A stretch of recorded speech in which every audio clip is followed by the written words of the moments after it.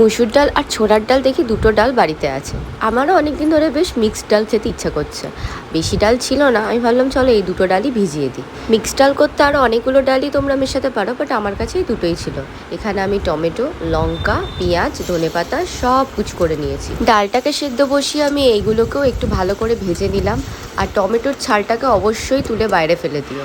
শুকনো লঙ্কার গুঁড়ো, জিরে গুঁড়ো, এই যে আমি সানরাইসের জিরে গুঁড়ো ইউজ করছি, আন্দাজ মতো নুন, ব্যাস এটুকুনি দিয়ে ভালো করে মশলাটাকে কষিয়ে নিয়ে তার মধ্যে পুরো ডালটাকে আমি দিয়ে দিয়েছি।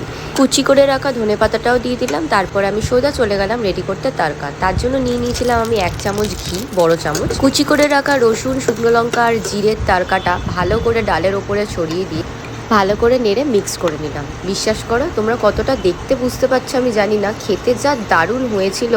এই ডালটা তোমরা রুটি দিয়েও খেতে পারো, আর একটু ঘনই হবে। ফার্স্ট টাইম ট্রাই করলাম, কিন্তু সত্যি খুব ভালো খেলাম। আমি খেয়েছিলাম ভাত দিয়ে, সাথে ছিল আলু ভাজা আর পাঁপড় আর লেবু।